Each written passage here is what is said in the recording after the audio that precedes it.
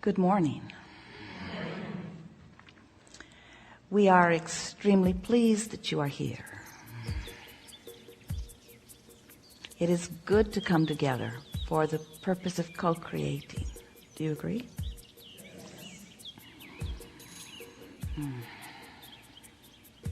We're having a little conversation with Esther. We're all considering letting you in on it.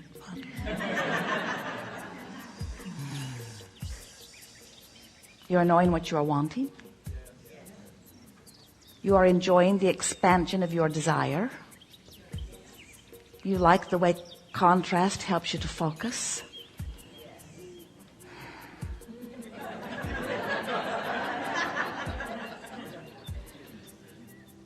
You like the way contrast helps you to focus.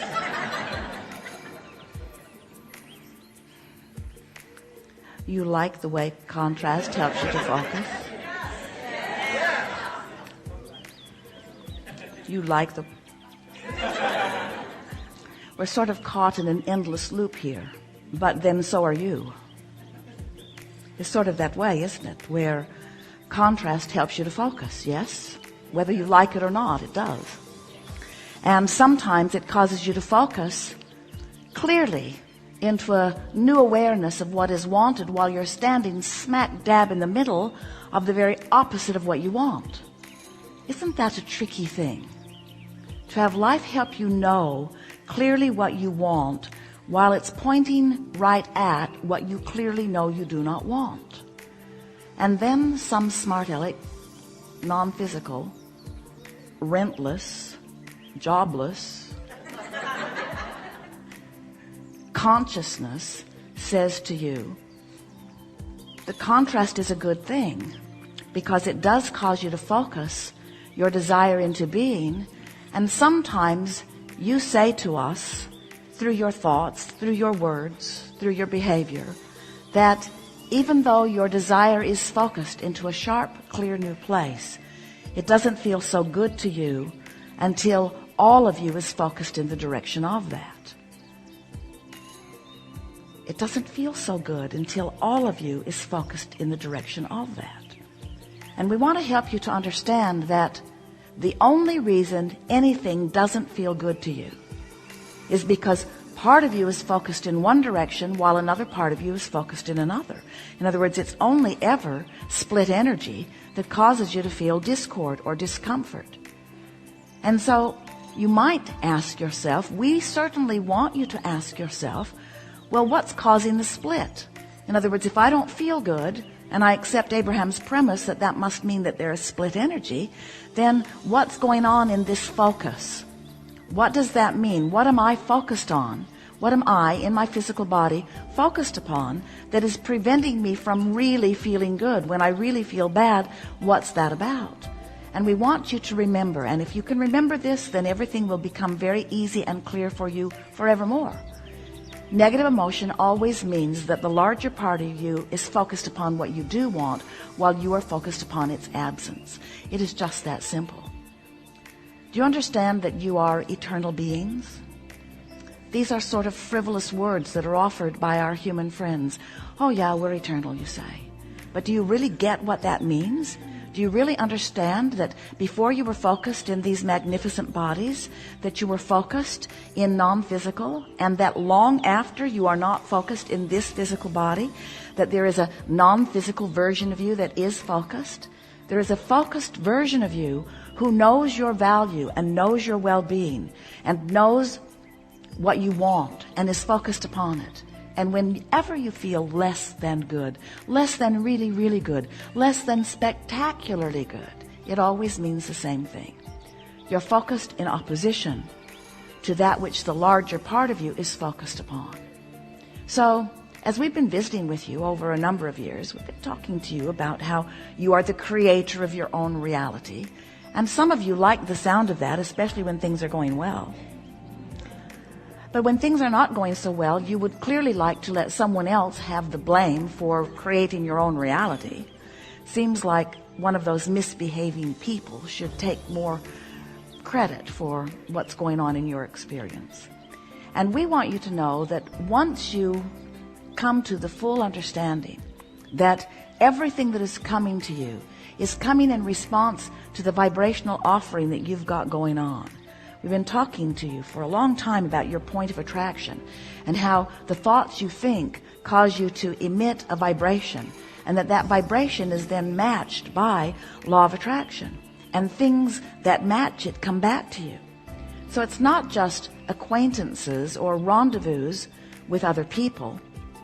It's rendezvous with circumstances and events. It's rendezvous, timing and rendezvous with all kinds of things. It's even the rendezvous of your own thought, the rendezvous of your own memory, the rendezvous of your own expectation.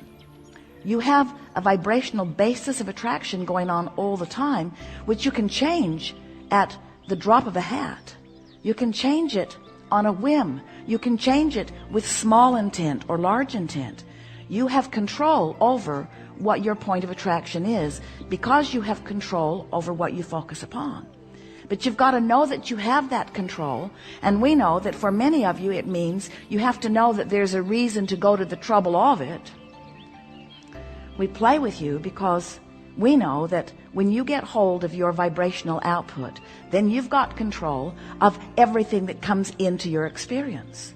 And we know that getting control of your vibrational output simply means training yourself bit by bit to thoughts that feel better and better until that's your habit, that's your vibrational habit, until what comes to you comes in response to that better feeling thought, and that better feeling thought, until you have this train of better feeling thoughts, until you have this habit of better feeling thoughts. A belief is only a thought you keep thinking, yes? And so you have habits of thought. But for most humans, your habit of thought follows what you are observing. And you have put yourselves into such a wide spectrum of observable things. You have the ability to observe worldwide. You have the ability to observe specifically worldwide. You have the ability to be involved with so many people. Are you amazed at your ability to get deep into the lives of lots of people simultaneously? Facebook has really helped you out in that regard. You have the ability to know so many specific things about so many specific things that your vibration has the potential of being scattered all over the place. And every time you focus on anything, you set up a vibrational pattern that brings more like it and more like it and more like it, until before you know it, you are surrounded with the evidence of your patterns of thought, and that evidence makes you believe, because there's evidence that things are the way they are. And most are not realizing that things are only the way they are because of your patterns of thought. And you have the ability to develop the pattern of thought that you choose. You do not have to develop your patterns of thought in response to what is around you. We know that if you were observing in general terms, your patterns of thought would serve you extremely well. And the more specific you get as you focus, the more specific the comeback is, the more specific the law of attraction brings details to you. The more specifically you focus, the more specifically things fill in. And so in order to explain this point of attraction, we are talking to you about this vibrational standpoint, this vibrational basis. And we are calling it a vibrational grid. There are lots of words that could be used to explain it. But the point that we really want to establish, the point that we really want you to focus upon, is that you are vibration more than you are anything else. And it is your vibrational offering that causes everything that comes into focus to be. So everything about your body, everything about your acquaintances, everything about the way you move through life, everything about the way everything touches you is about your vibrational offering, over which you have complete control, but usually don't exercise it all that well. Most people are offering most of their vibration in response to what they are observing, and they are not all that particular about what they are observing. So for most, it sort of goes like this. You see something, you have an emotional response to it. That emotional response brings more like it, which you have another emotional response to, which brings more like it, which you have another emotional response to. And these emotional responses are only indicators of vibrational standpoint, vibrational stance. So when you decide that you want to exercise more control over your vibrational standpoint, if we were standing in your physical shoes, the way we would go about it is we would decide that we would approach it from an emotional basis rather than from a thought basis. So as we began here today, we said to you, do you like the way contrast causes you to focus? Now we want to say to you, do you like the way you are able to feel within the contrast that surrounds you? That's a much more productive way of putting it to you. Do you like the way you are able to feel living in the contrast that surrounds you? And if the answer to that is yes, then that means you're focused in a way that you're not contradicting the vibration of who you really are. So you're in alignment much of the time with who you are. So you're tuned in, tapped in, turned on, and your point of attraction is wonderful because you have the leverage of source energy, you have the leverage of all that you call good right there offering a vibration with you. And when you are in that vibrational patterning, only good things can come to you. Did we get your attention at all about that? Do you know that you can control your point of attraction? Do you know that you can control the way you feel? Well, if you know that, then you know everything. And so you know everything.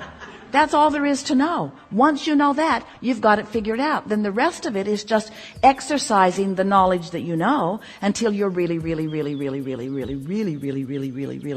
sort of good at it.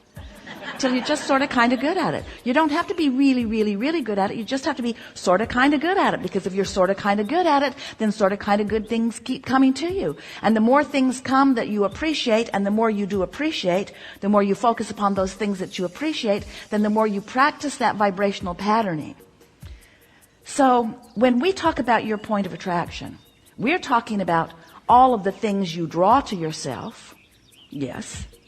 But we're talking about much more than the cars you bring or the money you bring or the physical friends you bring. We're talking about your bringing to yourself, better said, your allowing of yourself, better said, your blending with yourself. You're allowing the blending of who you really are to be present and focused in this time-space reality, in this precise moment in time. You know what are the things you like to do? Do you like to go to concerts where music moves you? Do you like to put your headphones on and just walk and listen? Do you like to go to comedy clubs, or do you like to walk through gardens? Do you like to be with children? What are the things that ring your bells the most? Because when you think of the things, those instances in life, those high points, you were standing at the top of a mountain. Maybe you climbed up it for a little while. Maybe it took you an hour. Maybe it took you 2 hours. Maybe it took you a few days. But when you climbed up there and looked over that edge and saw what you saw and felt that exhilaration, have you ever done that, or have you just seen the movie? Well, in either case, when you feel that exhilaration, when you feel those high peak moments, we want you to understand that that is the way you intended to live, moment by moment, hour by hour, day by day, in this physical life experience. You didn't plan on coming and just sort of grinding it out and occasionally carving out a day off where you could go do something